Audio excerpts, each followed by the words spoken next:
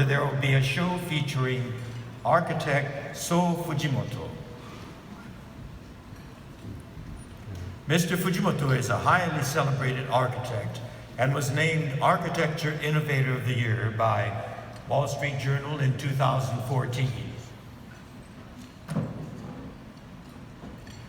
I'm particularly looking forward to this exhibition because I studied architecture for 2 years at UC Berkeley before I transferred to UCLA to study theater arts.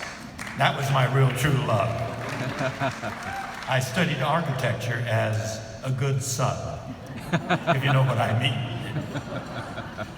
But I owe so much to my father because in many ways he ignited the passion for acting and storytelling when I was a 5-year-old behind the barbed wire fence of U.S. internment camps, because he took me to see my very first kamishibai, or storytelling with paper pictures. This man was a storyteller, and he had a rack and a frame, and he showed a series of pictures that he had drawn that was illustrating the story he was telling. And it was absolutely transporting.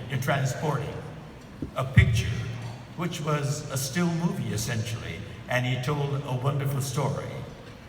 It was interesting because I learned so much about Japanese cultural traditions behind those barbed wire fences, because it was an all Japanese American community, you might call it.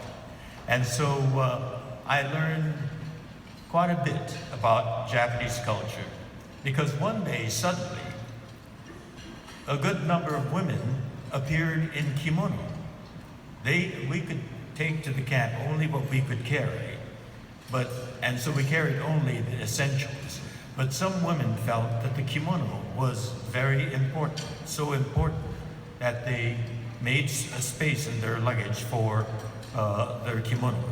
And on this particular day, they were all wearing their kimono because it was Obon, the August Obon festival. And even some of the men had cotton yukatas. And in the late afternoon, they began the Obon dancing, Obon odori. And it was absolutely transporting.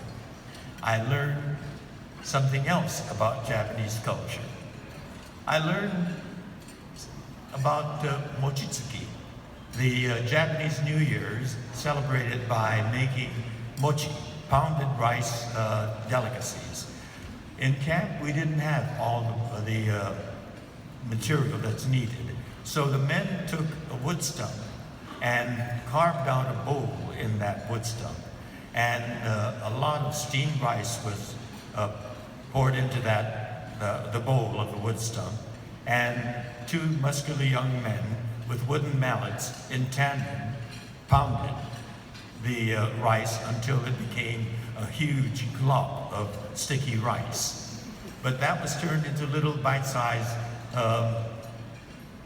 little circles, round things, and it was delicious, warm and tasty and, well, pretty bland, but a fun experience.